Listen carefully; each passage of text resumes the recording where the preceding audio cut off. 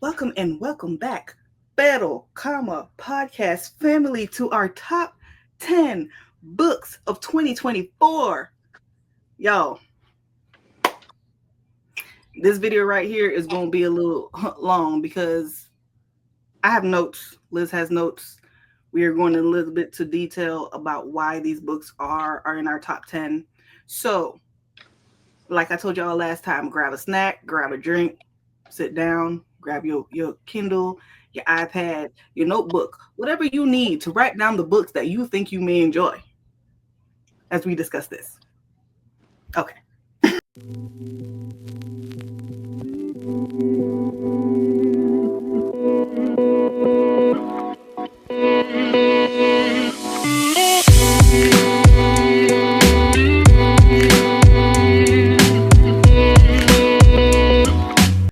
All right, guys, so we're going to start off with my wrap up for 2024.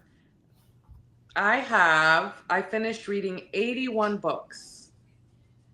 I know. I was like, oh, I didn't even realize. I know. That's a first for me, guys. That's a I'm first so for me. proud of you. It comes down to 22,580 pages. Mm. Um my first book was Same Time Last Year by Tessa Bailey. Next year, same time next year by Tessa Bailey. And my last book was As Luck Would Have It by Sonia Lally. I do see that there was a dip in reading in September and October. So me and Colette already talked. That just seems Yeah. to be our time of year to slow down. Um, It says you explored the shadows of human psyche, traversed landscapes of the heart, and followed cryptic trails of secrets. The pages practically turned themselves in a whirlwind of excitement. That's the Mm. little thing I got from Storygraph. Um, my highest month with the most pages read was December, and it kind of flows the same as I think that's last year. Anyway, the genre that I read the most of this year was romance. Coming in at second was contemporary. My longest book was Quicksilver at 20 hours and 41 minutes because it was the Wow. audio book. My shortest book was 44 pages for one of the meet cutes, the Christmas meet cutes by Amazon, and that was Rosie and the Dreamboat. Mm. And let's see. The fastest book I read was Rosie and the Dreamboat. The one that took me the most time was Looking for Love in All the Haunted Places. It took me 121 days to finish that book. Oh, I can't wait to get to mine because you're going to laugh. So go ahead. Authors I spent the most time on was S.T. Abbey, and that was the Mindfuck series. And then that was tied with Frida McFadden, and then it was Hallie Hazelwood. My average rating was 4.12 stars. You had a good year. Yeah, I had, let's see, 1, 2, 3, 4, 8. I had 14 5-star reads. Wow. I didn't even realize that. What else? Nine Rivals was mine. Oh. Yeah. Wow. What's your least shelved?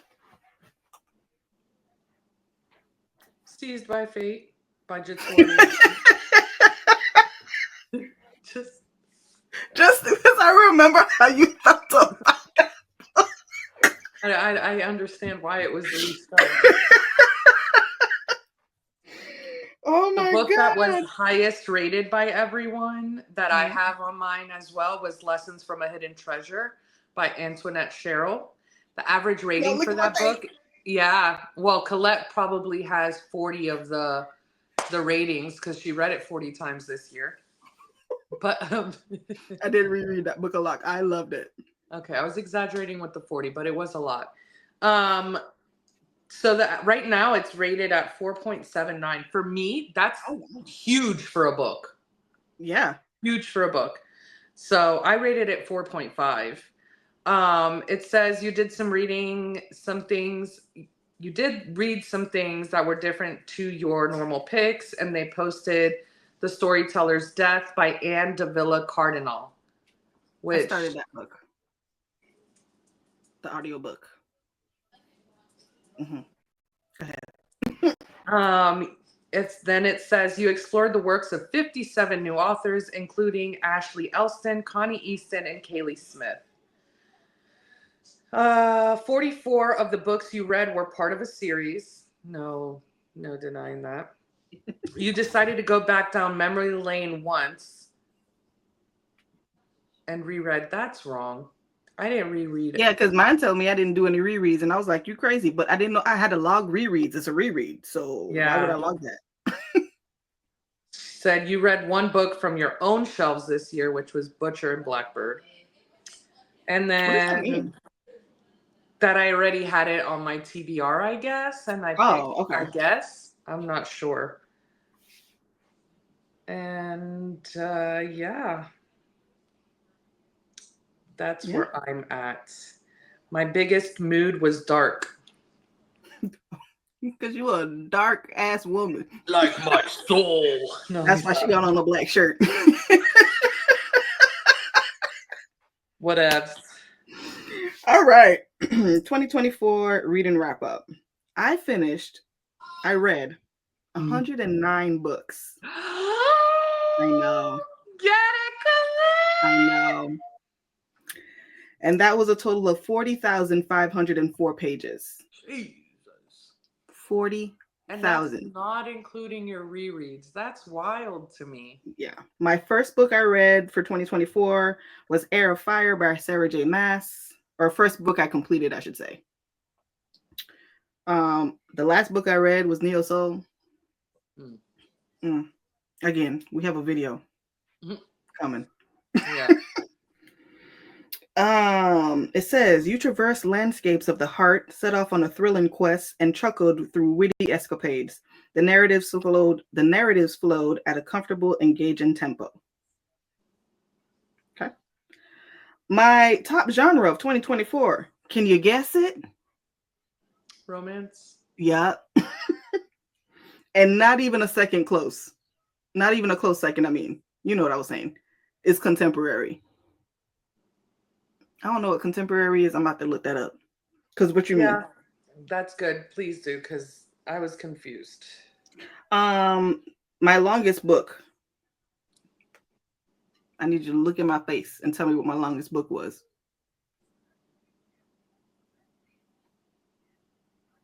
This is Best Friend Telepathy. You should know what my longest book was. The longest book? Mm-hmm. Okay, give me some hints. Did you enjoy the book? Hell no. Well, it's not Neo Soul. We don't like the character. Oh, God. Crescent City 3. Yes. 951 pages of some that foolery. Eye roll. You saw that eye roll? Foolery. My shortest book was Jasmine Guillory, Drop Cover and Hold On. That was from the Meet Cute. The Valentine's Day. Yeah. It says the average length of the books I read were 358 pages, and it took me around 8 days to finish each book. The least time I spent on a book was 1 day, and that was from the Hood with Love by Brianne Deney.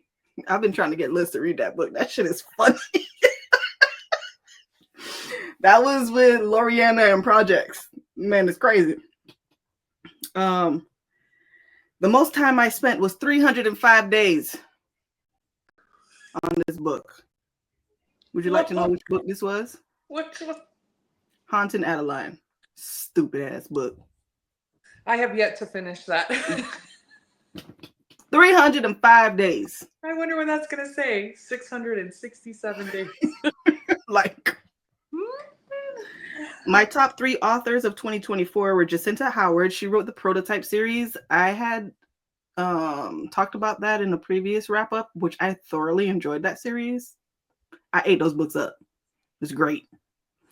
Chloe Walsh, that's Binding 13, Keeping 13, Redeeming 6, Saving 6. And then Sarah J. Maas, which we got beef right now. I'm still gonna buy her books, but we got beef after that last book. Whenever I get mad at her, I just think of Kingdom of Ash, and I'm like, okay, we're human. Everybody can't be perfect. I don't know why you did a character assassination to your own character. I digress. You know what? As a matter of fact, we'll make that a video. We're gonna talk about SJM books. Liz, write that down. You need to finish Throne of Glass, and I need to finish CC3. Then we can do that. Okay. Okay. Now I'm gonna read them all this month. Thank you, Liz. I'll listen to them again. It says I was a part of 3 completed buddy reads this year. I do want to do more of those, so I'm gonna add Yeah. that to my 2025 goals. Yeah. My 2024 average rating was 3.68. You were a tough cookie this year. Well, no. Neo's no. No. Anyways, go ahead. I have 9 5-star rated books in 2024. Damn, I really was hard. 9. The first book I gave a 5-star to was the Exception to the Rule by Christina Lauren. Amazon, please, if you got to put all of them in the book, just put it in the book so I could buy it. I really enjoyed that story. I'm very upset that I can't buy a physical copy. I digress. December was my highest rated month with 4.13. April was not my highest, was my least rated month, and that was 3.4. And May I read the most pages, which was 5,283 pages. Damn. My most shelved book was A Court of Silver Flames by SJM. My least shelved was Neo Soul by Danny Thomas. That would have been on mine, but I haven't added it. The fact that I rated you a 4-star and I still give you an evil eye, that says a lot about you as an author. I feel like you did a damn good job because I had such a visceral reaction to that book. The highest rated book that, like, for everybody was not Lessons by a Hidden Treasure. It was For the Night by Ray Lease. That has a 4.84 rating. I know. Right. Yeah. And that is my favorite book of the Sun series. Hands down. That's crazy. Okay. It says you explored the works of 63 new authors, including Laura Taylor Namey. Okay. Mitch Albom and Barbie Amore. 74 of the books you read were part of a series. That sounds about right. It was only new stories and ideas for you, no rereads. That's not true. I just didn't know I was supposed to log that. Because I reread a lot. The queen of rereads. You decided not to finish 18 of the books you picked up this year. Honestly, I'm surprised it's so low.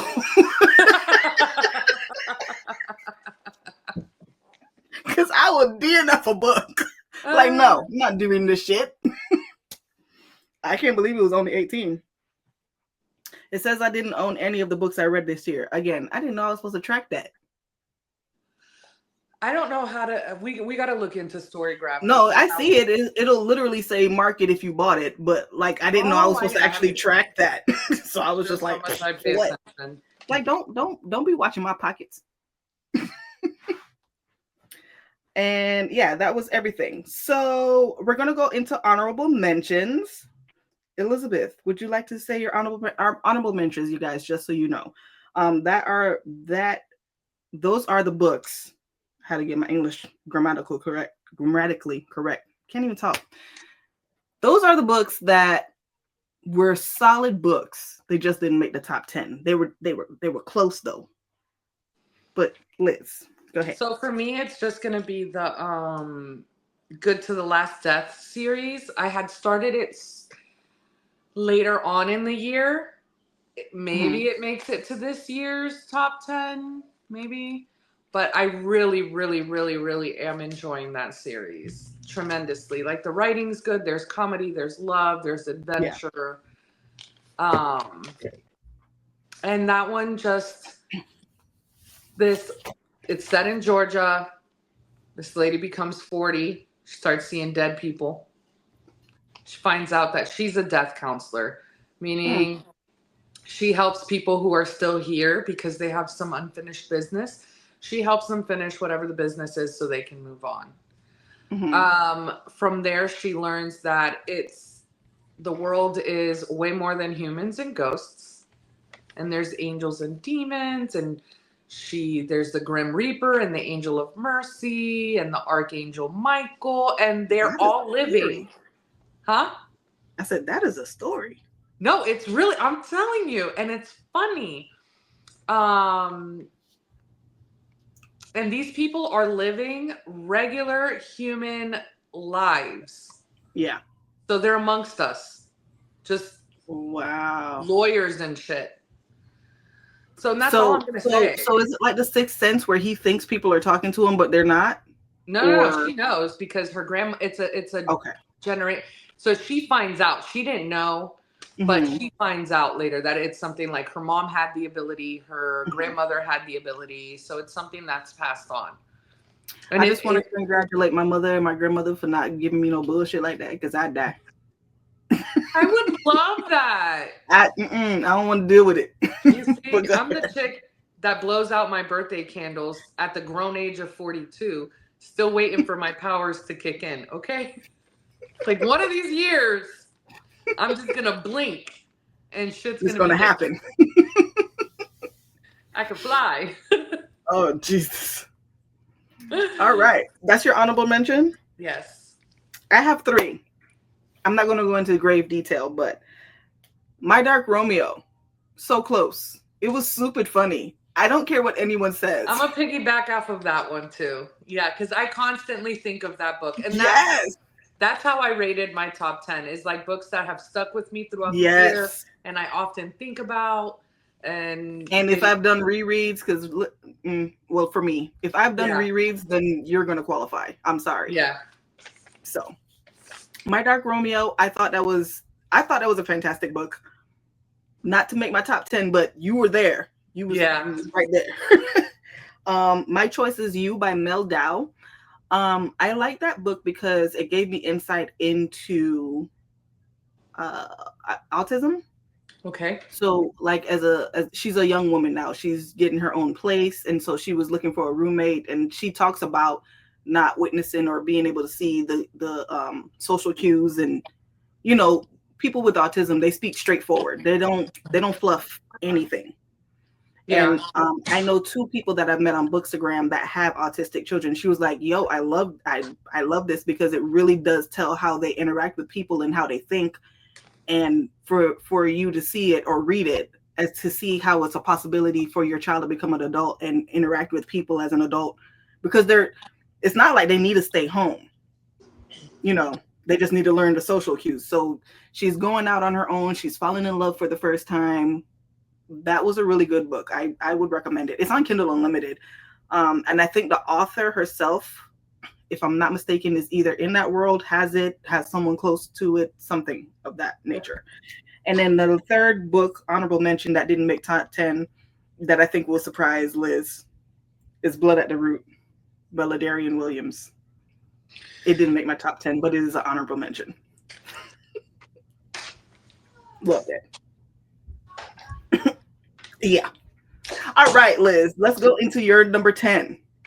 My number 10 is Still by Kennedy Ryan. It's book 3 in the Grip series. I have talked to people about this book. I have thought about this book, and it just had to be on the list. It wasn't anywhere up near 1, but I really enjoyed Kennedy Ryan's writing. Mm-hmm. I enjoyed the story between the 2 main characters and how they handled their obstacles And in book 3, they had the biggest obstacle that I think a couple could go through. And the way that she wrote their flaws during this event in their life and the way they overcame them together was beautiful to me. So that is why it made my 10th spot. I have to give you that because I feel like that was the same thing I felt with what's the name of that book? Before I Let Go. Like that was a second chance romance, and I just felt like the way that she writes them as humans that are flawed but have to come together and work towards what they want to. I agree with you. Not stay in that victim mentality. Like, oh, this is just how my life is. I just gotta. It was beautiful. So yes, you got it right. You hit it right on the head. Yeah. My number 10 was Not Another Love Song by Julie Soto. Really? Yeah. This book was about a girl that was possibly a prodigy. We don't know because she didn't have the means to play music. She literally went in the store one day and was like, "Oh, what's that? A violin? Can I play it?" And she was like, so the person that owned the store was like, "Well, here's some music sheet." She was like 13 at the time. She was like, "Well, this is a music sheet. This is what you would read. Do you know how to read music?" She was like, "No." She was like, "Okay, well, this is A, C." I'm just lemon out, whatever. Yeah. She was like, "A, C, this is how you play it." And she said, the lady. I didn't even know if you were not saying the truth. I wouldn't know. You're good. So the teacher, she's playing the violin. She was like, A, C, D, F. I'm just, and she was like, A, C, D, F. This is how you play that. And the girl picks up the violin and plays it back perfectly. And she's like, "Wait, have you played before?" She was like, "No."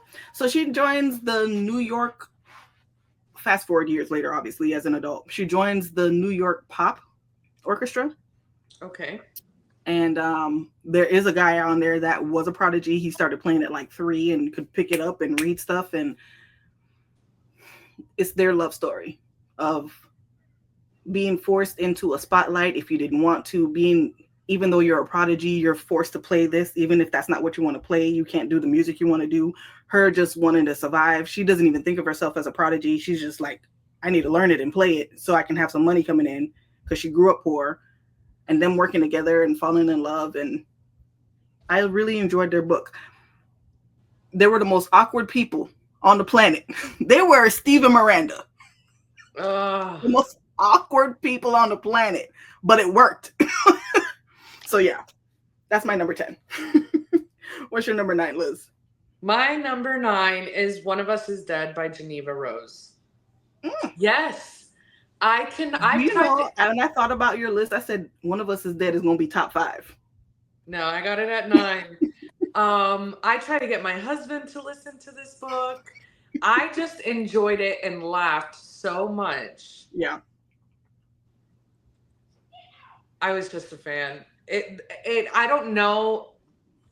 Honestly speaking, I don't know that I would have enjoyed it as much if I would have read a copy instead of listening to the audiobook, because she has multiple narrators, and the way the narrators pick up the personalities of the characters, it's just so good. It's so funny. I constantly, when people are like, "Oh, this is one of the books that I recommend," that I'm like, if you like Real Housewives, like, this is your jam. Like, yeah, it's funny. It has mystery. It has the drama. It's just, so yeah, that's my number 9 book. Okay. Just follows, they live in Buckhead, Georgia. So, it's pretty rich. Yeah. One of the main character is a salon owner. So, as a salon worker, you get all the tea. Yep.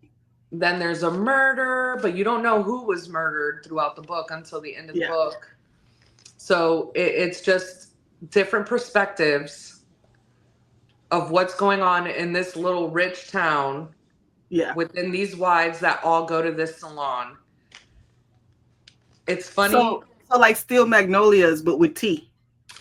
With more drama. Yeah. Yeah. Steel Magnolias they all have a lot of money. Mm-hmm. And there's always something going on in everybody's life. There's Mm. divorces, there's money problems, Yeah. there's cheating and all that. Mm. It's good. It's funny. What's your number 9? My number 9, it was actually Phantasma by Kaylee Smith. Yeah, that made That's my what it, list for 2024. that did And I not make literally mine. read that book and finished it in December. So, That was a good book. this is a dark paranormal romance. I could get behind this book. If there are more dark paranormal romances like this, honestly, Yes. Yes. this did me well. Yes. I felt like it was funny. I felt like it wasn't too what's the word? I feel like sometimes they write in a romance or dark romance and they try to make it overcomplicated. It wasn't that. It was straight to the point. My sister ran off. I need to go get a little stupid ass. Oh my god, I catch feelings for this little ghost. What's gonna happen? Oh my god, now I gotta survive these 9 levels of hell. I like that. I have It was to. I easy agree to with digest. you. I agree with you. Like, there were a few times that I got aggravated with the main female Yes. character, but it was not because of stupidity. It was Yeah. not because of lack of action. Right. It was something that I probably would have done myself. You know what I Yeah. mean? Yeah. It's not on my list, Also, but I should we put that as probably an will honorable. link this, but I can't lie. I think the whole time we were talking about Phantasma, we kept calling her Genevieve when her name was Ophelia. No, the sister's Genevieve. No, girl, her name is Ophelia. Yeah, the main character is Sister? Ophelia, but Oh, yeah, we yeah. kept saying Genevieve. Oh, did we? Well, Yeah, when I was rewatching it, I was like, oh, damn. You know who we talk about, y'all. the main character, Yeah. y'all. What's your number 8, Liz? My number 8 is The Butterfly Garden by Dot Hutchinson. Hutchison. Mm-hmm. Great book if you're into psychological thrillers. Mm-hmm. It starts off with this girl in an interrogation room, and her whole back is tattooed like butterfly wings. Mm-hmm. And they're questioning her because there was a murder. And throughout the story, you find out that there was this guy who would collect girls. He would kidnap them and collect them and tattoo different butterfly wings on them to be set. And he created this dome on his property where he would keep these girls in a garden like if they were butterflies. Okay. Yeah. And throughout the time, he would have his way, because he would in his way love them. Okay. So the girl in the interrogation room just goes over like what happened and what was going on. And I just have constantly thought about this book. There's other books in the series, but it's not, about the girl or whatever. It's just different cases. Great writing. Great writing. I could not stop reading this. I did have to put it down a few times just to collect myself. Mm-hmm. It was really good. Again, if you're into the psychological thrillers, this is a good one. This is a good one. Really good. So yeah, that was my number 8. What's yours, Colette? My number 8. I have a physical copy, but I don't want to dig it out. So Liz has it. Bride by Ali Hazelwood. Boom. We also did a breakdown of that book as well. But yeah, that book, this was a humorous paranormal. Maybe I just like paranormal. I don't know. But this was more humorous. Ali Hazelwood is always, she's funny though. She's a funny writer. She knows how to write jokes. because I feel like as a writer, it's hard to make people laugh in the book. Like you'll see them write something and people will be like, and so laugh. And I'm like, but that shit wasn't funny. Like you literally will laugh with Ali Hazelwood books. About a vampire, I can't remember her name right now. I can't either. And a werewolf named something. Misery. It starts with an L. Misery is her name. What's the guy's name? Low. Starts with an L. Low. Oh. Mm-hmm. And they're basically high up in their respective governments, and they had to do a marriage of convenience, so to speak. This is also a mystery because she's trying to locate a friend. I love that it has found family because she never had that, and I think she didn't realize she needed that, and I love that for her, that she was, especially with the little sister. I loved her relationship with the little sister. Ali girl. I feel like every time I read an Ali book, she's always on my list. I talked about her last year too. I love Ali. She's consistent for me. Yes, she is very much consistent for me. So yeah, Bride by Ali Hazelwood. That was my number 8. What's number 7 for you, Liz? For number 7, I have Quicksilver by Callie Hart. Really? Yes. Yes. I thought it would have been higher. Anyways, no. So, great book.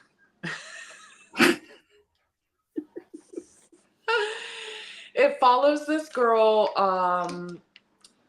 They live in a kingdom where there's like provinces or districts, you know, and she lives in one of the lowest ones, and she's trying to steal something, and it's from there it leads her to be indebted to the queen. Okay. When she goes, there's a lot more to her than she even knows. Okay. And she's able to unlock a character. No, this is not a video game. But I'm mad at myself for catching the reference. My husband is a gamer, so I'm just like, oh, I know what that means. So she is at the kingdom, at the palace, the castle, whatever. Okay. And she's being interrogated by the queen. They know something's different about her. She goes to escape. She grabs this sword that so happens to call and bring forth this guy named Kingfisher. Okay. Who is super powerful and all this stuff. He takes her from the kingdom. They slip through this portal, and now they're back at his land. And from there, it just starts. There's vampires. There's fae. There's missions. Oh, my. Yeah. Yeah. And there's a lot of banter between... There's vampires? Yeah. Yeah. Yeah. Yeah. Yeah. Yeah. You should read it. Yeah, Colette. Well, you should have started with that. I didn't know. I feel like I don't want to say I'm falling out of, but I feel like I've read so much fae. I kind of want something else. And I think that's why those paranormal books hit the way they did. There's a lot of banter between the main character and main female and male character. Of course, there's love and adventure. I think it was very well written. It was consistent with the, you know, there weren't points where I was like, okay, let's get on with it. It was really good.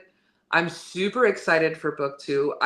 It's one of those anticipated, like I'm going to read it as soon as it comes out type of book for me. It had been a while since a book held on to me the way that this one did when it comes to fantasy, because there are other books that did. When it comes to fantasy, I think Crescent City 3 kind of like poured some water on that flame for me. And this one lit the flame back up. So good. So good. Yeah. Kingfisher was amazing. So yeah, I'm excited for the next one. Let's see on numero 7. Number 7. I have a book. The The Perfect Perfect Fine Fine. by Tia Williams. They did a movie on this on Netflix. Don't watch that shit. I mean, watch it, but like, just understand that they just have the same character names. I don't know. They tried It's to not ruin the it. same. It's not. This was 5 stars for me. Ooh. I love this. This was an age gap romance because she's older. That seems to be coming like I just saw a trailer for a movie. Like that's becoming more out there. Yeah. The woman being older than Yeah. them. Yeah, that's what I mean about the But age gap like being on forever. significant age gap. Like, Like how Stella got her groove back. yeah. Okay, Yeah. okay, Like, okay. he's super young. Like, he's like 21, 22. Like, he just graduated from college. And she's like 41, 40. So she's already had her career. She had a meltdown. So she kind of stepped away from the fashion world where she was, and she was a big name. She was like, you can put her up there with like how Meryl Streep was portrayed in The Devil Wears Prada. She was like Uh-huh. that type level. People knew her, and she had a meltdown. So she had to kind of like step away, do her thing. She was living with her parents for a while. She had been with this guy for 10 years. She's black. He's white. She was with him for 10 years. And it kind of tells a little bit of their backstory, like how she just assumed they would get married one day, and then he kept pushing it off, like, oh, we're gonna build up, oh, we're gonna do this, we're gonna do a house, we're gonna, all sorts of stuff. Then they break up. She has a meltdown. She goes home to her parents. She comes back because her parents was like, hey, you're not gonna sit in that. And I feel like that is fantastic parenting. You are absolutely right. You will not sit. You can sit here for a little bit, but you're not going to sit in it forever. Okay, it's time for you to get back out there. So the only person that would hire her was her competitor in that fashion world, and she took a substantial hit in pay. Like, she lived in like this brownstone. Think the Cosbys. She had that type of money. She was, and then she's now like in the Bronx in like this little studio apartment. Like, she's not making that type of money. And then she meets a guy. She goes to a party. She meets a guy. They make out, but they were both drunk. They make out, and then come to find out when she goes to her job that guy is her boss's son. Yeah, they get That's into like a it a little bit. 90s Huh? rom-com. Yeah, well, I like it a little bit better. I feel like in the movie they try to modernize it, but this was set in like 2012, and I felt like they should have kept that aspect because it made a little bit more sense. Like, if they were just starting out with the Instagrams and the businesses loading, internet was Yes. slowly taking over, and I felt like that made sense. The reason it's called A Perfect Fine is because she started doing a series in the fashion world where well-dressed people, they didn't have to be celebrity names. They were just well-dressed people, and they were like, well, where did you find this? It's called A Perfect Fine. So where did you find this piece that makes you feel so good about yourself? And they had to work on that because he was like a videographer. She did the content, interviewing the people, stuff like that. And I was like, I would watch that. Like, that sounds like a legitimate idea. You know what I mean? Like, they didn't have that in the movie, which I felt like they did a disservice to the movie. You say that every time we talk about this book, you say that. Yeah, because I felt like there were certain nuances that made it, they just try to make it all about the romance, and I felt like there was more to it than the romance. So, but I loved it. I thought it was top tier. A lot of people did not like the ending, and I don't want to spoil it for those that haven't read it. I'll probably tell you off camera. But I loved the ending. I like the way that they handled it in the end. I don't like the way it was portrayed in the movie. Okay. We'll leave it at that. Okay. But yeah, what's your number 6? My number 6 is Leather and Lark by Brynne Weaver. Of course it is. I loved Butcher and Blackbird. Mm-hmm. I do, because it combines two of my favorite things, which is the dark stuff and the romance. Mm-hmm. Leather and Lark beat that one out because I love the way that the main male character is with the main female character. Mhm. How he tries to understand her trauma and how he can be better for her because of the trauma Okay. and help her with the trauma and the banter. Y'all recommend some books with some great banter. I'm reading it. I Yes. love the banter, and they have the banter. Yeah. So yeah, that is why that book is at my 6. This one follows Blackbird's best friend. I don't remember their names. I know Lark. that the best friend is Lark Montague. I Mhm. remember because I loved Lark. I'm like, oh, I really like that. And I think his name, Rowan, was the brother's name from Butcher and Blackbird. Rowan. Mhm. So I don't remember his name in this book. I don't remember either. Lachlan. Lachlan is his name. There we go. Sure. It is. It is. Don't know. It is. It is. So Lachlan and Lark. And he also has his own things that he had to work through and all of that. It starts off rocky between them because from the first time they met, and then from there so they meet at first not knowing who either one of them are. It goes bad. He sees her as a little entitled brat that he's there to clean up her mess that she made because she's an entitled brat. Mhm. She's like, you're just a dick. The reason she was in that position was because she was doing something kind of like eliminated the world of scum. And it didn't go the way it was supposed to go. So he had to help clean up because she is tied to a powerful family that calls who he works for cleanup. And then they meet again, not knowing that they're the same two people from that incident. And they hit it off.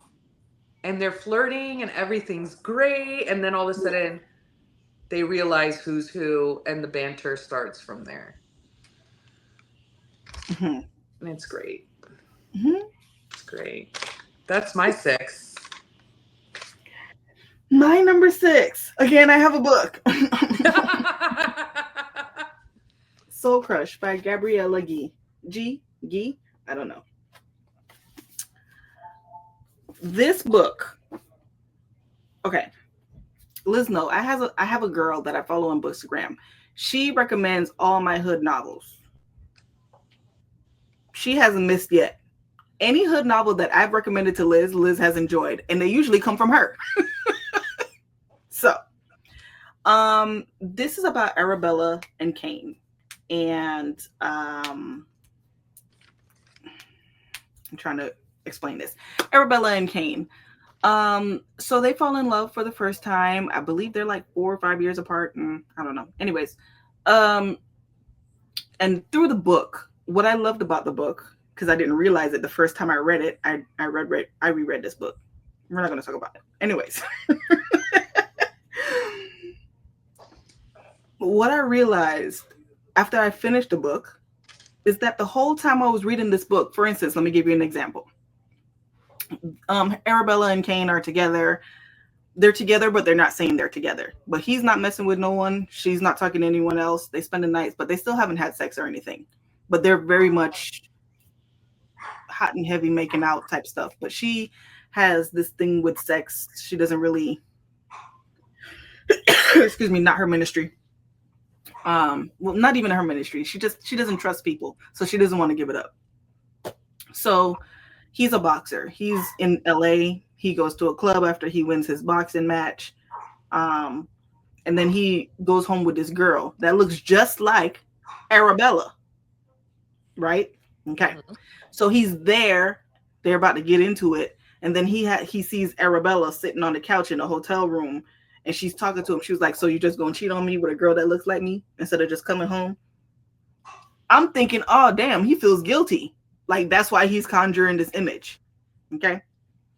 When you get to the end of the book, he has a lot of situations like this. When you get to the end of the book, you realize he's bipolar. He doesn't want to take his medication. He's having hallucinations. He has episodes in the book where I'm reading it. I remember it. It's very vivid. It's very detailed. And he's like, I can't tell you what happened. But these are like moments with Arabella that Arabella loves and she cherishes. Like that's what helped build their romance. He's like, I don't even remember that because he's blacking out during these. He's having an episode. The entire book, he's having an episode, and you just think he's tripping.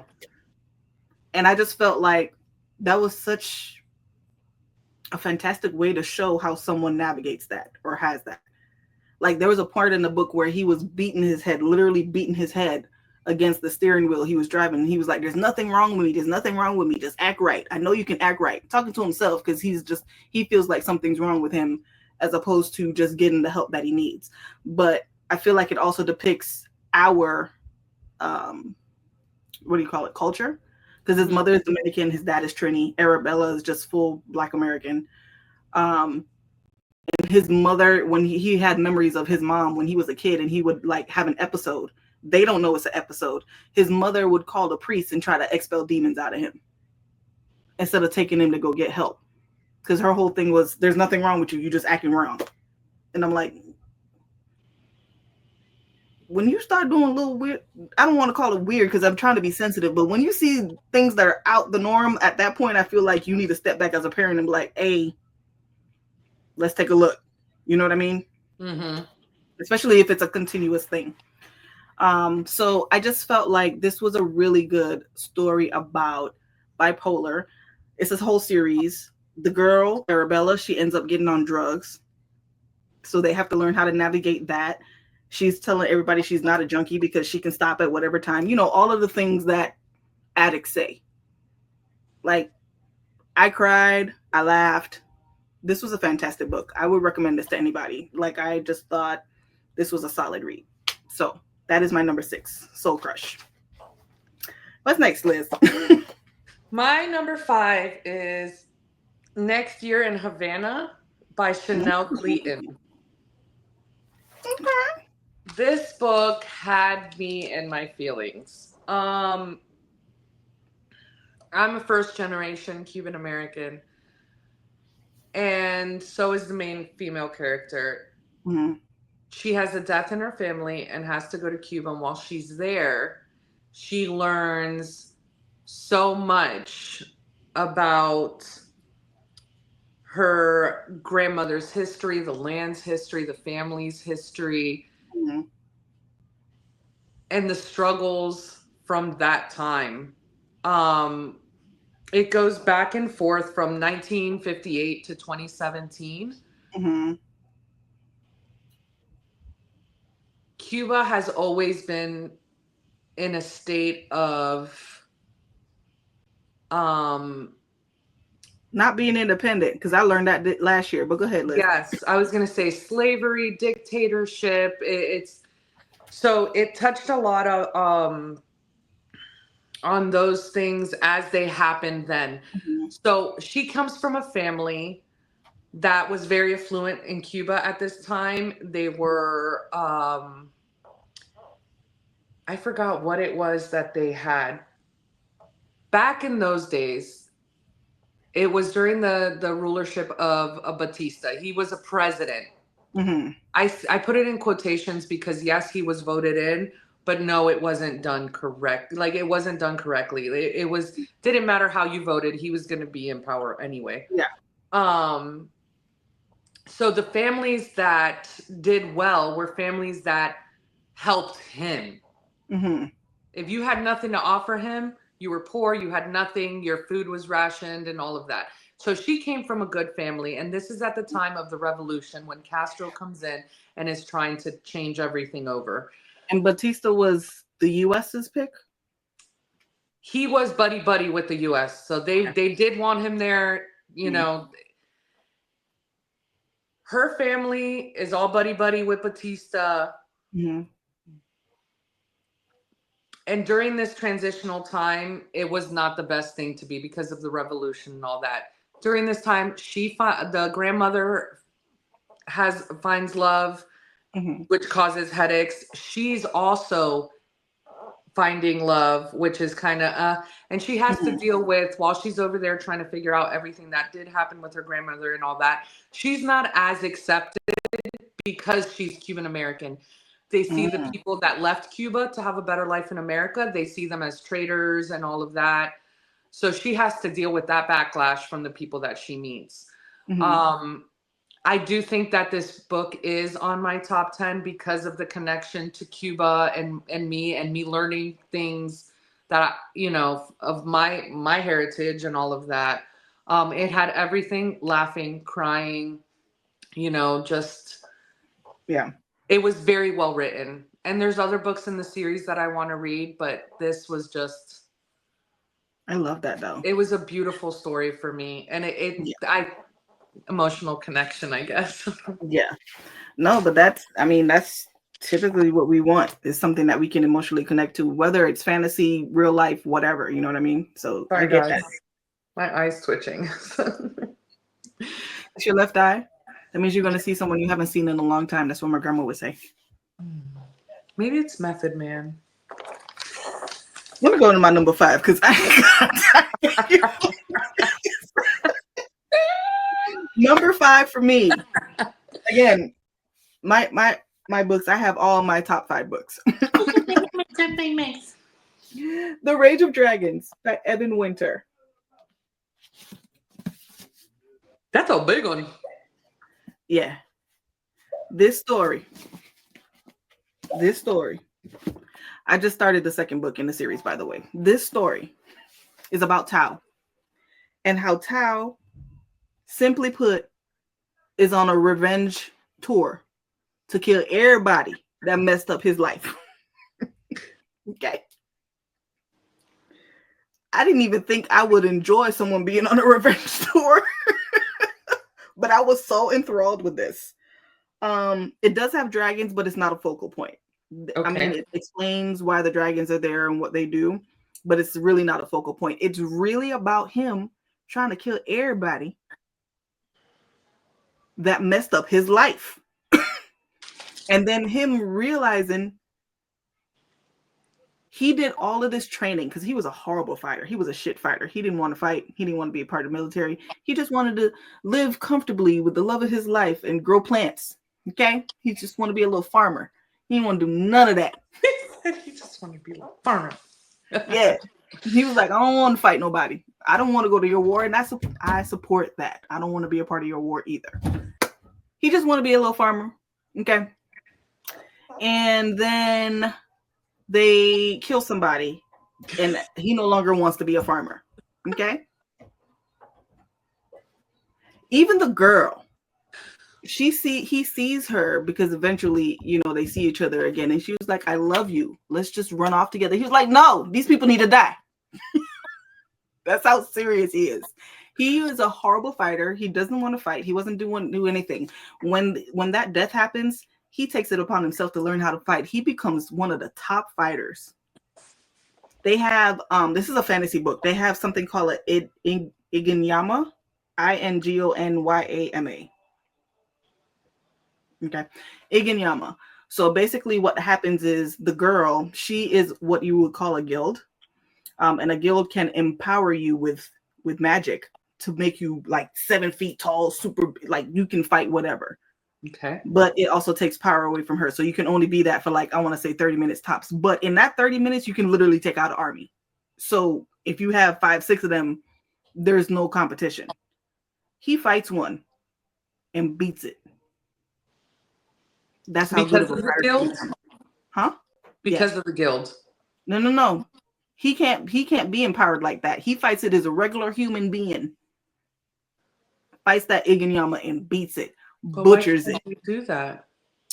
He is what is considered a lesser. They're casts. Okay. So he's a lesser. Gotcha. Yeah. So technically he's not supposed to have that power, but he trains himself so hard. He was like, and then he's so full of revenge. He's like, I don't care. I'm cutting down everybody to get to who I need to get to. Fights it, kills it. Like he learns how to fight with 2 blades, 2 swords. And then at the end of the story, he realizes there is way more going on than his little revenge plot. And because of his little revenge plot, and he's so now a top tier fighter, he is now the champion for the queen. Ooh. The champion is the top fighter in the land. He is now the champion for the queen, and that's where book 1 ends, and you go into book 2. I'm really cutting down a lot of the story. Top tier read though. Fantastic. I promise you will enjoy it. What's your number 4, Liz? My number 4 is Stranger in the Woods by Annie Taylor. Really? Yes. Yes. I love you too, babe. Are you done? No. This book, I went into detail in one of the wrap-ups that we did about this book. Mm-hmm. It follows Isla, who is a photographer, and she's in Australia. She's kind of in this slump. They don't explain why she's in the slump at the beginning of the book. Her mom's like, you just need to get out there again, blah, blah, blah, blah, blah. Mm-hmm. She's like, okay. It's her mom, and her brother. So she starts looking and finds a gig in Scotland. Mm-hmm. Or Ireland. Scotland, whatever, up there somewhere. And there's somebody looking for a photographer to come and take pictures of this estate. Now, they hire her as a photographer to come and take these pictures of this estate. Now, this estate is located in a town that there's like 5 main families. And they're like huge plots of land, kind of like you see in the movies when you see movies out there. Like everybody has like 50 acres. Well, not everybody, but you get what I'm saying. So she's super excited about this gig. And she's like, oh my God, yes, yes, yes, yes. She goes out there. When she gets there, everything is beautiful. The lady who picks her up, they click. When she meets the family that lives on the property, the husband is acting kind of weird. The wife is definitely acting weird. Mm-hmm. They have a little girl that is kind of like a kid in a bubble. Okay. The mom is like a helicopter mom, always there, control, like. So while she's there doing the photography, there's certain things that start happening to kind of spook her. Mm-hmm. She finds out that the couple that owns the property used to have a little girl that was killed in the playhouse that's on the property. From there, it just spirals into her figuring things out, doing her own type of investigation because of stuff that's happening to her. And at the end of the book, there's the biggest twist that let me give you guys some background. When I read these type of books, I text Colette as soon as I have some type of theory. She has no idea what the hell I'm talking about. She's like, I'm reading this book. Let me tell you what's going to happen. The husband did it in the kitchen with a knife. Yes. Like Liz. And okay. Sometimes not even that. Sometimes it's just the brother did it. And the mother's involved, and she's like, now she knows not to even like, she's just like, okay, I got you, Liz. But when that first started, she's like, what are you talking about? So with this book, I had no idea. Yo, and she texted me the whole time. She's like, nope, I was wrong. That's not what happened. I was like, okay, Liz, what's your new theory? This is what happened. Good. Yep. Colette has added this book to her TBR. Yeah. I'm talking about the twist at the end. I don't even think I could have ever imagined that. Yeah. Well written. I had listened to the audio, so I can't really say, I can say it because they read it was narrated great. It was, you looking for a psychological thriller, this is it. This is it. Read it. A Stranger in the Woods by Annie Taylor. You wouldn't see it coming. And if you did, you need a job at the FBI or something. I don't know. That was my number 4. Colette? Number 4. For the Night by Ray Lease. That's such a pretty cover. Isn't it? Chunky book too. Yeah. Listen, this book, and this was also my highest rated book on Storygraph.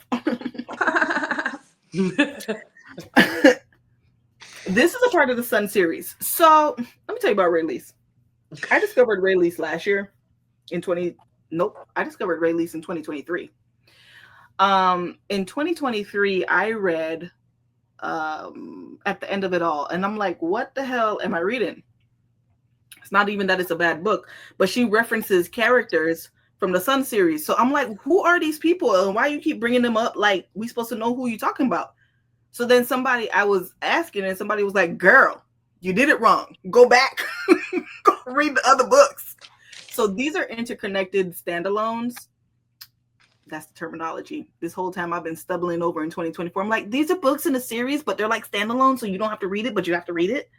Interconnected standalones. That's the term, y'all. So I went back and read them. That is the last book in the Sun series. Another age gap romance. I'm here for it. Collect. Also, I just think that maybe I'm just biased because usually the men do it and now it's the women, and now I support it. I'm there for it. But also, I feel like there's also a difference with like their age gap. Like, for instance, he's 24 and she's 36. Okay. So it's 12 years. Noonie was part of my book bay list of 2024. See, the same way Liz likes to send me ideas of what she thinks is going to happen in the books, I send her quotes. I'll be like, look at what they said. Look at this. Go read the book, girl. You know how many books have been added to my TBR because of your little quotes? Yeah. I send Liz quotes instead. I'll be like, girl, look at this. This man spitting game. So this book is about Noonie. He is fighting for custody for his daughter. And he meets the love interest, who is the teacher. His daughter's in kindergarten. And the teacher, she's just like, why am I having to stay late? Why didn't they do your bus pickup so we can, put you on the bus? So he comes to pick her up after he gets off of work one day. And she's like, this is not a part of my job. We don't have after school daycare. You need to make sure you have that in order. And he was like, first of all, I did it right the first time. I even came back and said, hey guys, I moved. Here's my paperwork. You lost my paperwork. And then you going to call me here to come pick up my child instead of putting her on the bus that I signed her up for. And they tell me I'm doing my job wrong. So come on, come with me to the front office so you can see me fill it out again, since y'all don't know what y'all doing. That is their first interaction. And she was like, who is this child talking to me? Like, so in this time, his daughter, she's not speaking. She's not nonverbal, but she has a lot going on in her personal life. Like, her mom's in jail. Noonie's like, F that, stay your little stupid ass in jail. I'm not bailing you out. I'm sick of you. You're getting on my nerves.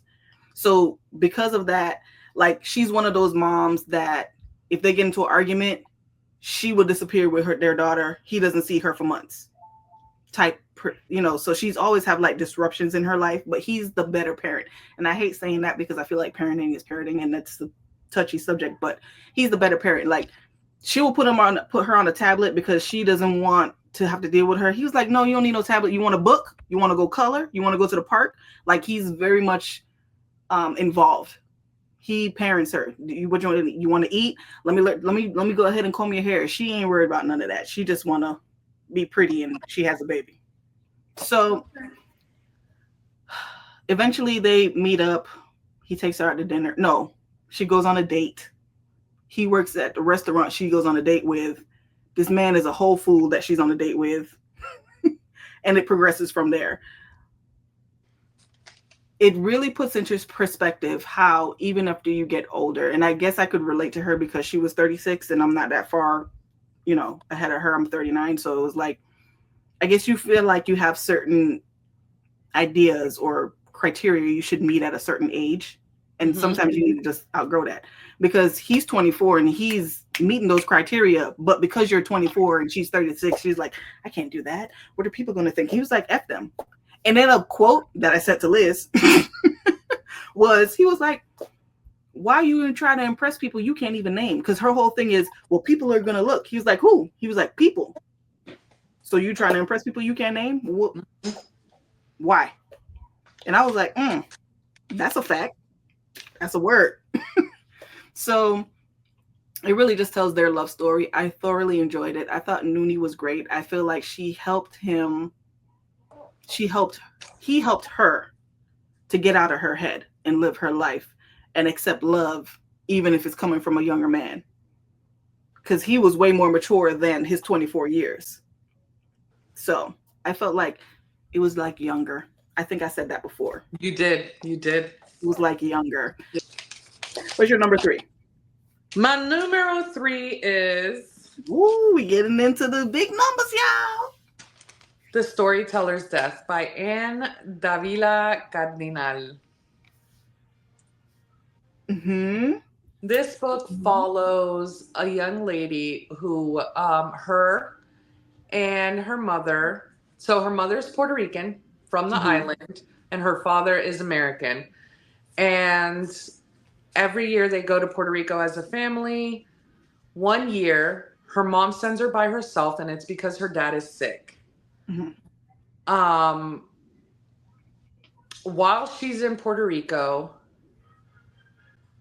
she's listening to her grandmother.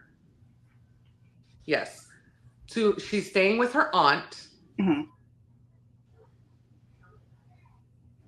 Great aunt. She's staying with her great aunt. Right?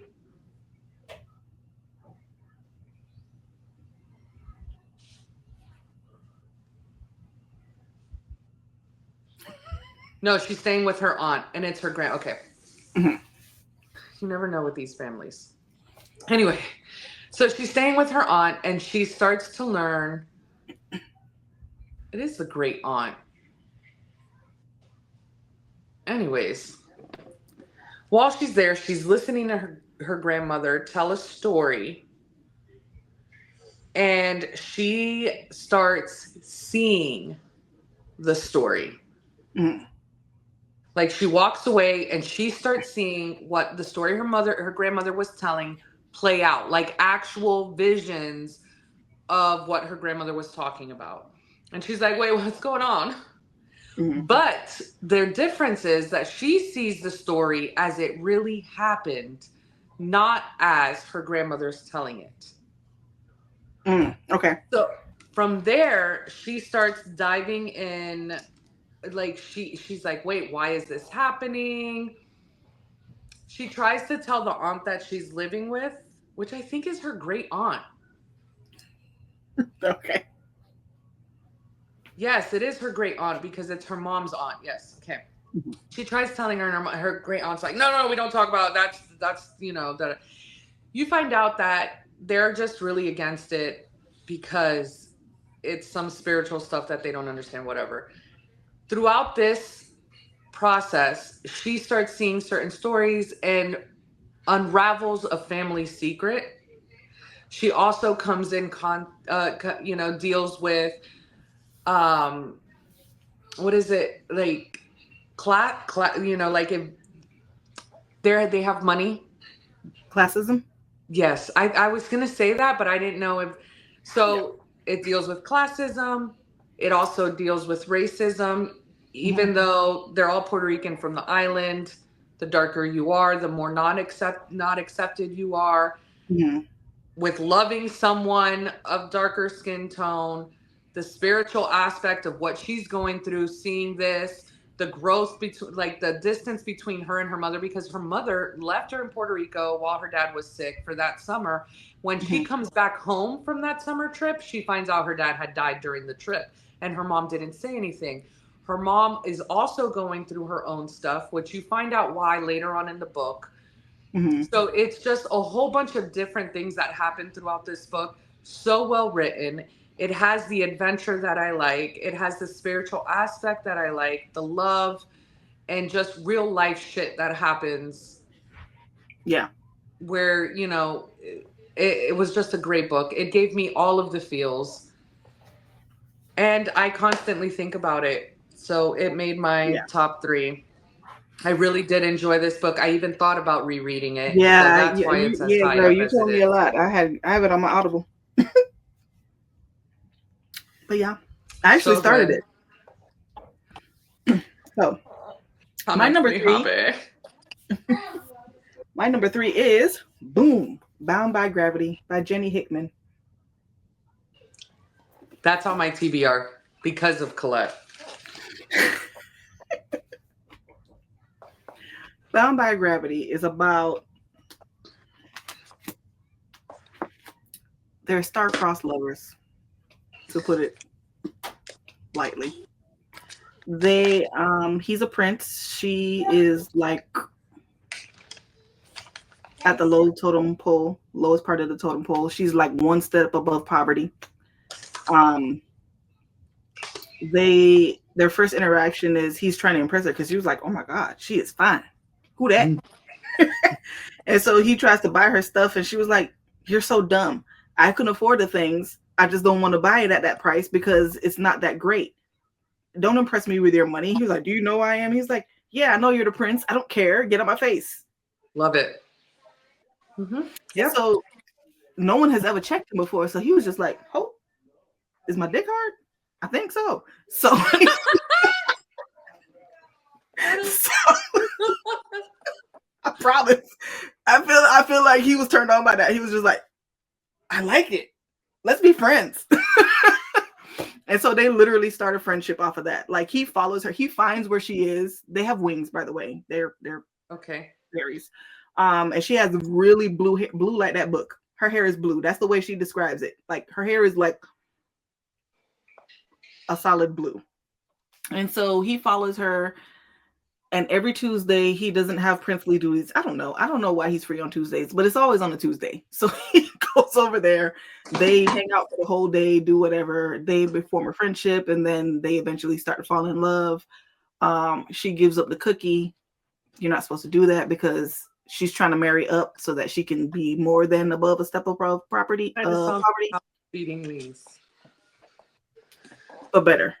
And I love Olivia Wilde, but this is way better. And so they form a friendship and then fall in love. But they can't be together. So then he's planning to run away with her.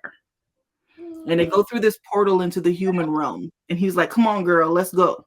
And then the guard, his security guard, is what we're gonna call him, finds him, tracks him. He was like, "You little shit, you're gonna get me fired. Why you keep running off? You know you're not supposed to be in the human realm either. You can't go through here. It's called Samhain night or whatever. The portal only opens up for one night a year."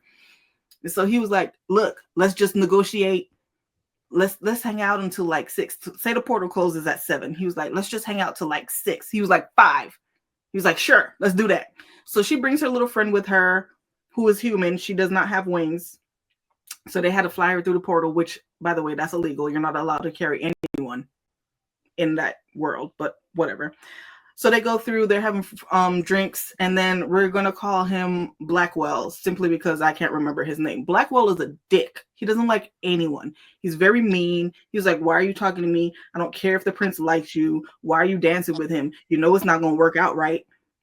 Like, he's very negative, just all in her ear. He's like, "I don't like him. I don't like you. I think it's stupid of you to try to pursue this. It's not going to help." So the prince is smart, though. He brought a whole bag with him and everything. He was like, "Let's dance," talking to the girl. So he goes and he dances with the girl. And then he was like, "Oh, snap, you need to tie your shoelace." And he drags her down like in the middle of the dance floor. He's like, "Change into this. I brought food. We're going to run away. We're going to be together." And it transpires from there. Woo! They get lost. I added it to my TBR because I remember when we talked about it in more detail, and I was like, "Ain't no way I cannot not read this." Yeah, it was a really, really good book, and part 2 is an anticipated read. It comes out March 4th of this year. I cannot wait. Cannot wait. It was fantastic. Highly recommend. What's your number 2, Liz? My number 2 is Two Twisted Crowns by Rachel Gillis. That's your number 2? Yeah. Oh, yeah. Yeah. Eventually, guys, I'm gonna get this camera shot. This is part 2 in the duology of One Dark Window. My sister started One Dark Window because of you, but continue. Thanks. I hope you enjoy it. Not going to go into much detail about this because you have to read book 1 to. I just enjoyed this one way more. The main focus shifted more onto the cousin, the king's nephew or son, whatever.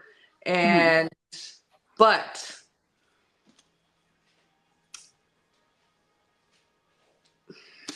I don't even know how the writing, the magic, the love.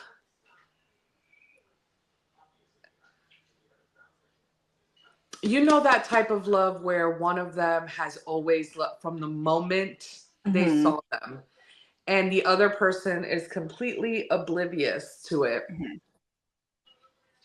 And they're like, you don't even like me for real. You just like me because now I'm transformed into this beautiful being. And they're like, nay, nay. I remember when you were scraggly, had nothing, dirty, and I loved you then. Yes, and loved you then, was obsessed with you then, wanted you then, needed you then.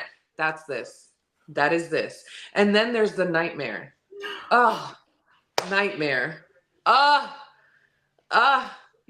Just his story. And so he has a story? You learn it throughout both books. Yes. Yes. Yes. And the vulnerability that is shown by this most powerful character. Like this character, Nightmare, is the reason why all of this is happening. Number 2, Two Twisted Crowns by Rachel Gilligan. Also thought about reading the series, so. Boom. The Will of the Many by James Islington. Let me tell you something. He knows something about something. This book, the twists and turns that happen in this book, you do not see in come. Typically, when you read these type of books, it's like, I already know what's going to happen. No, you don't know nothing. As a matter of fact, this is like how you felt about Stranger in the Woods. Where you think you know it's going somewhere. No. And then you have certain characters that you just know this character is this. And then there's more to the story. So this character is not this. So this is about Viz. Viz is hiding his identity. He is Selena Sardathian in this book. Okay. He is this world is built on will. So like your willpower, what you do. They have learned how to, it's called seeding, but basically means that they can take your will and make themselves stronger because they have your will and their own will. Okay. So depending on where you are, like you can have up to 8 people's wills. So really you have 9 because it's yourself and the 8 people that are seeding to you. If you're higher up, then you're like at like 16, I think, and then 32, 64, and so on and so forth. So the strongest person is I'm calling him the president. That's not what they call him, but I just can't remember the term. He's like a king, really, but they don't call him a king. And this world is set after the Cataclysm, which you seen the Wheel of Time? I don't think so. Okay.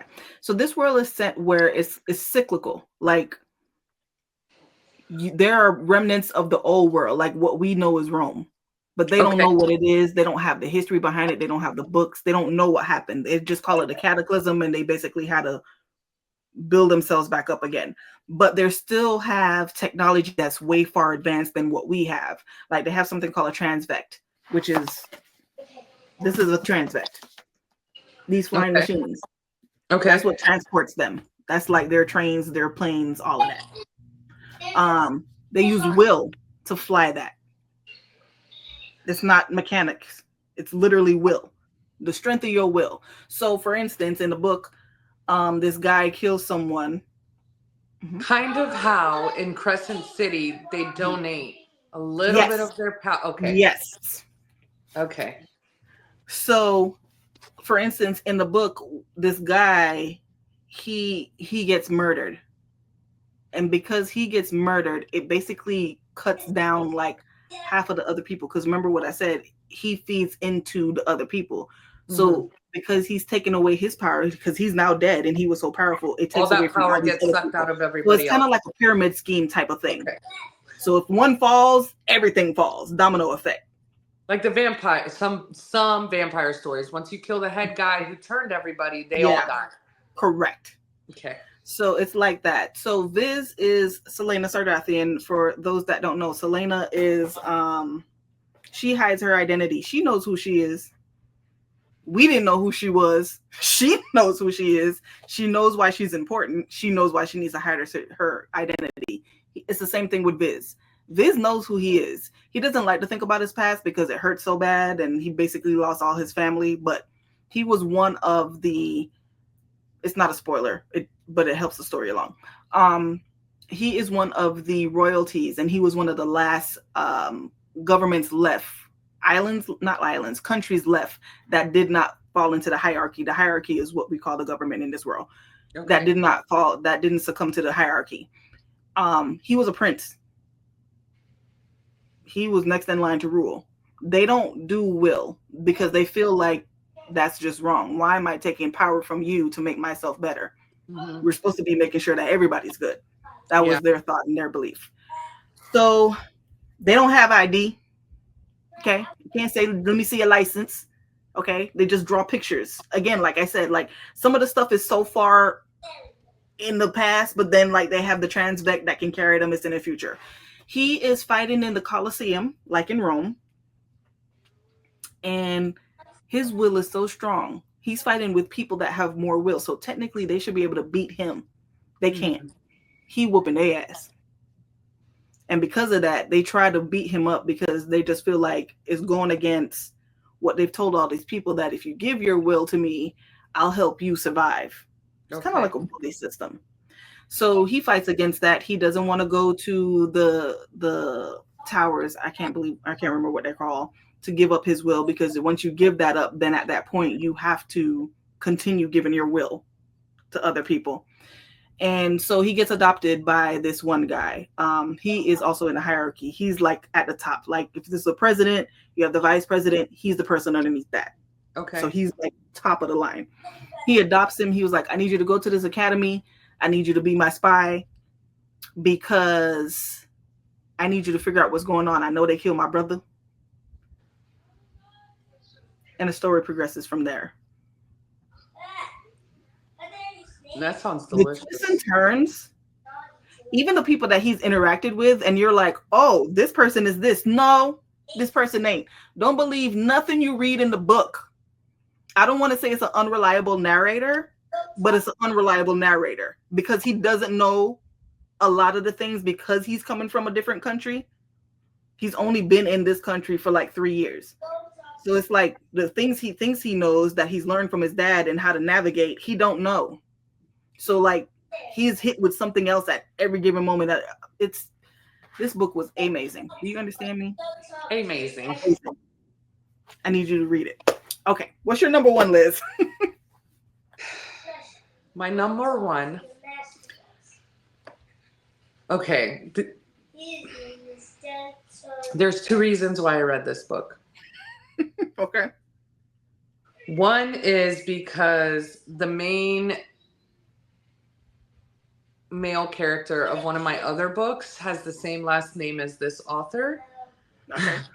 And the other reason, the main reason I read this book is because Colette is Carrie can read. Mm-hmm. Carrie can read one of her biggest fans. I swear. So I was talking to her about a book and she was like, oh, Carrie can read said that this book, and this author is so great and so amazing and da-da-da-da-da. And then I read the book where the main male character's name was Kingfisher. And I was like, okay, that's a sign for me to read the book that is now my #1 for 2024. Really? Which is Nettle and Bone by T. Kingfisher. Since I finished that book, I raved to it to Colette. So well written. This is a book, kind of fantasy. It's witchy. Yeah. It follows Mara, who's the main female character, and she lives in this small little kingdom between two big kingdoms. They live at the base, so they have a spot where they're able to keep their kingdom and makes them important to the other kingdoms. But shit's rough. So they arrange, it's her and her 2 older sisters. She gets along the most with the biggest sister, the middle sister, and the middle sister does not like her little sister, does not like Mara at all. So the mom, who is the head, is the queen, of course, but she's the one that runs the show, not the king. You know, he's there. He does run shit, but she really runs shit. Yeah. So the mom arranges for the oldest sister to marry the king from the Northern Kingdom so that they have an ally and they are protected, because the Northern Kingdom and the Southern Kingdom are at odds. So Mara has a funny feeling about this. And just so you know, like, one of the synopsis that you get online about this book is, this isn't the kind of fairy tale where the princess marries a prince. It's the one where she kills him. That's solid. That's how you tell a story. Yes. So anyways, she has a funny feeling about her sister marrying the prince. Sure enough, the sister comes up dead. Supposedly she fell down some stairs. I love that you read this, because, you know, Carrie can read. Literally just did that video. So when you said, I'm going to read it, I was like, she loved it. Yes. No, I'm talking like, so her older sister comes back from the Northern Kingdom dead. They said that she fell down some stairs. Mara doesn't buy it. She's like, I don't know. Naturally, the mom's like, okay, that sister's dead. Now your other sister's going to marry that same prince. And she tells her sister that she does not get along with, please don't do this. I don't feel right about this. The sister's like, this is our duty. We have to do this. Sister gets married off to the prince, and then that's it. Then the mother comes and she's like, you know what? We need to protect you to make sure that you're whole. So we're going to send you to this convent. And you're going to live there until we maybe need you. So she sends Mara there. There, Mara learns how to stitch. She's living her life. She does not stay whole. There's nothing in that story. It was just, you know, she was bamboozled, whatever. Yeah. Then she hears from her mom throughout the time that her sister's fine, that she's pregnant, Oh, we have to go see your sister. She's about to have the baby. So when she goes over there to see the sister, she's like, oh, you know, this doesn't feel right. It's weird or whatever. Her sister's in labor. And one of the things that she tells Mara is, don't let our mother marry you to him. So from there, she goes back to the convent. She's living her life. And the baby dies. So she has to go to the kingdom. When she goes to the kingdom, she realizes that she's right. There's something wrong about this. Like, the king is like old and like dazed. And the prince just looks like a dick. Each kingdom has a godmother that bestows blessings onto the kingdom. The Northern Kingdom's blessing is that they're protected and nobody can use magic on them and all of this stuff. Whatever. I say that because later on it comes into effect. While they're there, the sister's like, I want to go mourn my daughter by myself with my sister in the chapel. The prince is like, no. So the sister asks the king, because he's there. The king's like, yes, of course. Go mourn your daughter. So while they're at the chapel, they have a moment. Mara sees bruises on her sister's arms. And she's like, what is going on? She's like, oh, yeah, he F's me up. Like, the only time I'm safe is when I'm pregnant. And not even then, he just learned where to hit me. And she's like, well, how can we get you out? She's like, what are you talking about? Get me out. This is my duty. I have to do this. I've thought about ways. There's no other way. Yeah. She lets her know that she comes out pregnant. She does lose the baby. the babies and all that stuff, but it's the only way she's protected from this king. The king, the prince, I mean, the prince does look older than his age. She goes back to the convent and she's like, there's no way this is right. Now, while during her time at the convent, she has become close with Sister Apothecary. That's her name, which is the person who's called on when somebody's sick or having a baby. So she's been around pregnant women, birthing, and all of that. And she's like, there's no way it's healthy for my sister to continuously come out pregnant and lose these babies and all this stuff. So they're like, well, there's nothing you could do. She's like, no, there has to be something. And then she's told about this dirt witch. So she sets out on a mission to meet the dirt witch, which from there's like just magic.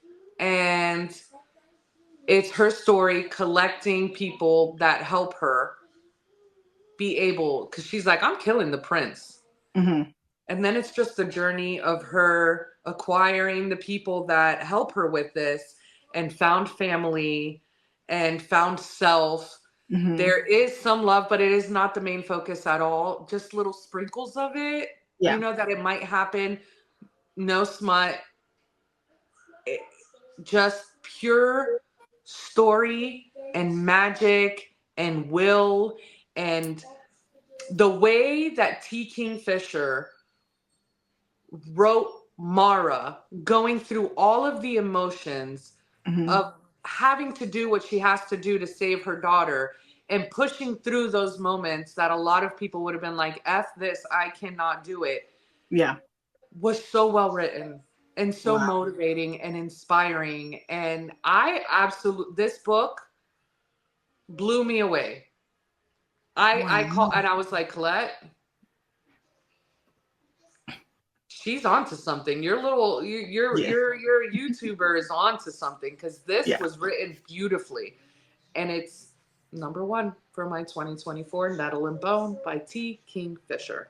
I love that. My #1, bam! Lessons from a Hidden Treasure. Listen, she had to get her little stand up and show, okay? As many times as you reread that book. I loved this book. We did a whole book review on this book. As a matter of fact, I kept telling you about all these book reviews we've done. I'm just going to link the playlist of all of our book reviews because they're literally here for a lot of the books that are on our list. Lessons from a Hidden Treasure is about Treasure and Pierre.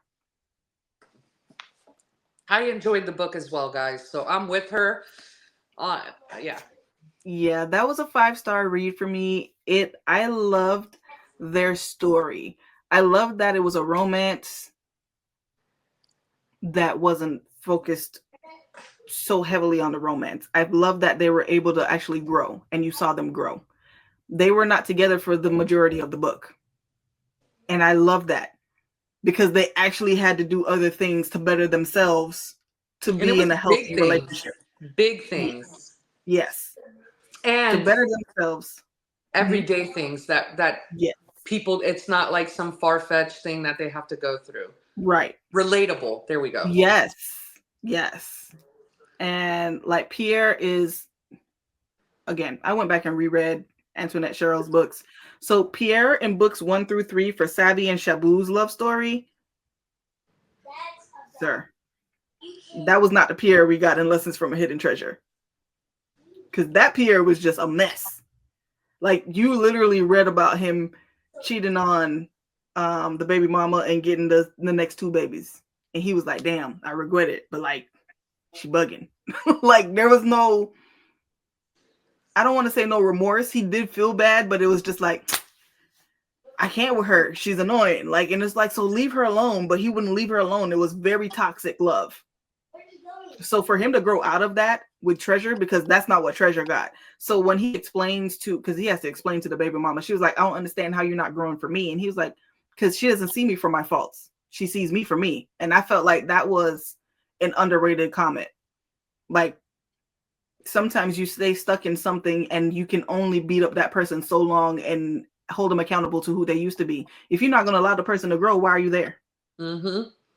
So I just felt like their story was so fantastic. Treasure had to grow. She had to figure out what she wanted because she was still young. She wanted to go to college. She wanted to find a love like her parents' love. Her parents had died. They had a genuine love. But I feel like that also held her back in a little bit because you're 18. Mm-hmm. So you're trying to establish a love that a 40-year-old has that has lived life and knew how to get that love. You understand what I'm saying? Yes. Like, you're not going to get that at 18. You don't even have the maturity or the to handle that type of bandwidth. Right. Mm-hmm.